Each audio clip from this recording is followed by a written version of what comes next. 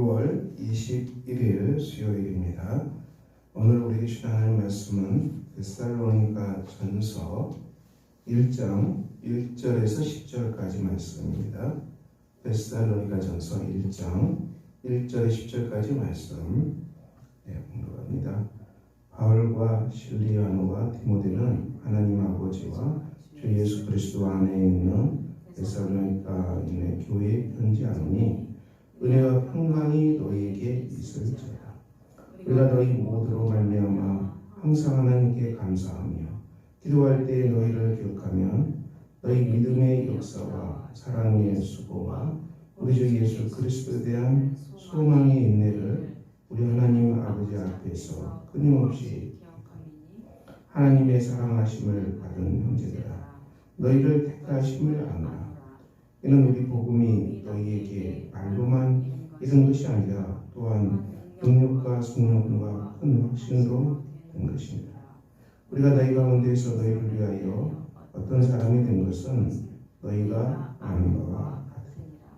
또 너희는 많은 환난 가운데에서 성령의 기쁨으로 말씀을 받아 우리와 주를 본받은 자가 되었으니, 그러므로 너희가 마게도냐와 아가야에 있는 모든 믿는 자의 본이 되었느니라.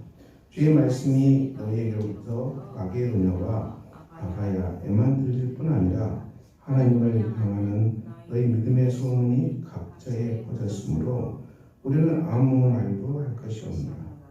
그들이 우리에 대하여 스스로 말하기를 우리가 어떻게 너희 가운데에서 들어갔는지와 너희가 어떻게 우상을 버리고 하나님께로 돌아와서 살아계시고 참되신 하나님을 섬기는지, 죽은 자들 가운데서 다시 살리신 그의 아들이 하늘로부터 강림하실 것을 너희가 어떻게 기다린 자를 말하니, 이는 장래에 노하심에서 우리를 건지시는 예수시니라. 아멘. 오늘 우리가 데살로니가 전서 말씀을 함께 묵상합니다. 데살로니가 교회의 상황은 쉽지 않았습니다. 오늘 본 말씀을 보더라도 데살로니가 교회 성도들이 환난을 당하고 있습니다. 이 교회를 향한 박해입니다. 성도를 향한 박해인데요. 오늘 또 이 예수 믿기 때문에 크리스찬들이 박해를 당합니다. 유난히 세계에서 많은 종교가 있는데요, 기독교가 가장 많이 박해를 받습니다. 오픈도어 성경에서 나온 기독교 박해 지도를 보더라도 굉장히 많은 나라에서 기독교가 박해를 당합니다. 크리스찬이 박해를 당합니다. 이 복음 말씀은 1세기 교회죠. 1세기 교회, 데살로니가 교회 성도들이 당한 박해인데요. 2000년이 지났는데 21세기죠. 2000년 지나도 교회는 여전히 박해를 당하고 있습니다. 우리가 박해, 오픈도어 성경에 나온 박해지들을 보면은 굉장히 많은 지역에서 이 크리스찬들이 교회가 박해를 당하는 것을 알 수 있습니다. 왜 이렇게 교회를 핍박할까요? 이런 생각을 합니다. 우리가 이제 기독교는, 교회는 이 타락한 부패한 세상 문화에 대해서 이것을 이 공의로 정의로 선언하죠. 이 제약되고 타락된 세상을 용납하지 않습니다. 그렇게 살면 지옥 간다. 그렇게 가면은 죽음으로 간다. 이것이 기독교의 메시지 아니겠습니까? 이것은 진리의 신앙입니다. 다른 것이죠. 그래서 우리가 이 인간이 만든 종교라면은 박해가 없어요. 거의 힌두교 믿는다고 박해당합니까? 이슬람 믿는다고 박해당합니까? 불교 박해당합니까? 일본에는 그렇게 많은 우상들이 많다는데 그거 많은 종교가 갖고 있다고 박해당합니까? 거의 당하잖아요. 제가 그런 기독교 말고 다른 종교를 갖고 있기 때문에 박해당하는 것을 제가 들어본 적이 없는 것 같아요. 인간이 만든 종교와 다르다는 얘기죠. 이 기독교 신앙은 진리의 복음이고 진리의 신앙이죠. 긴 역사를 이해할 때 교회와 세상과의 관계를 봅니다. 교회, 진리의 교회를 하나님께서 하나님 나라를 이루시는 하나님 나라를 이루시는 교회, 그리고 대적하는 수많은 열방의 나라들, 이것을 두 도성으로 풀어가죠. 많은 나라들이 일어나고 생성돼도 교회와 관계 속에서 역사를 해석합니다. 그러므로 이 교회가 박해를 당하고 있다는 것은 이것은 세상이 부패했고 타락했기 때문에 진리의 믿음, 진리의 신앙은 크리스천을 박해할 수밖에 없는 구조입니다. 이것은 주님 오실 날까지 계속 될 겁니다. 그러므로 우리가 예수 믿기 때문에 기독교 신앙을 갖고 있기 때문에 박해가 오는 일에 대해서 이상하게 여길 것은 아닙니다. 주님 오신 그날까지 우리는 이 악한 세상이 참된 기독교를 박해하는 일은 계속 일어납니다.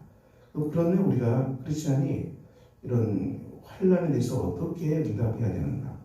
오늘 데살로니가 교회는 어떻게 응답하고 있습니까?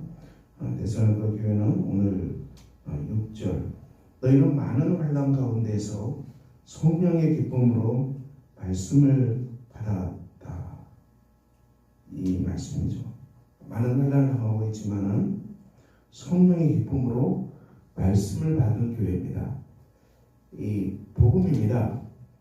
복음이 선포되고 복음은 우리가 많은 죄인을 구원합니다. 구원받은 기쁨이 있는 것이죠. 하나님 나라에 들어온 기쁨이 있는 것입니다. 복음을 듣고 예수를 영접한 사람에게는 성령이 임합니다. 하나님의 영이 임해서 그 안에 기쁨을 부어줍니다. 이것이 크리스천의 참된 복된 죄입니다. 이 환난 가운데서 성령의 기쁨으로 말씀을 받았고 우리와 주를 본받은 자가 되었다. 이 주님을 본받은 자가 되었다. 얼마나 놀라운 말씀입니까? 그리고 모든 믿는 자의 본이 되었다. 이렇게 바울은 전하고 있습니다. 여러분, 우리가 이 환난 당할 때 어떻게 기쁨으로 살아갑니까? 로마서에 나온 가운데로 우리가 환난 중에서도 기뻐한다. 환난은 인내를 낳고 인내는 연단을 낳고 연단은 소망을 이룬다. 로마서 5장의 말씀이죠. 환난 가운데 기뻐한다. 환난 가운데서 우리는 인내하게 될 것이다. 오래 참게 될 것이다. 그리고 오래 참는 가운데 우리는 이 연단을 받을 것이다. 우리가 연단을 받아서 이 연단이 소망을 이루게 될 것이다. 이렇게 로마서는 증언합니다. 우리가 박해를 당할 때 우리는 오래 참고 인내합니다. 이게 중요하죠. 오래 참고 인내하는 것. 인내가 우리를 단련시킵니다. 단련시켜서 우리에게 소망을 이루게 됩니다. 오늘 사도 바울은 데살로니가 교회에서 이 말씀을 하고 있습니다. 우리가 너희가 참된 하나님을 섬기고 죽은 자들 가운데서 다시 살리신 그의 아들이 하늘로부터 강림하실 것을 너희가 어떻게 기다리는지를 말한다. 그리스도의 재림을 기다리고 있습니다. 우리 이 시간들은 선교의 시간이지만 그리스도의 재림이 임박한 시간입니다. 주님은 오십니다. 주님의 재림을 사모하고 기다리고 우리는 걸어갑니다. 이것이 크리스찬의 삶이죠. 사랑하는 성도 여러분, 우리가 어떻게 살아가야 되겠습니까? 우리가 많은 환난을 당할 수 있습니다.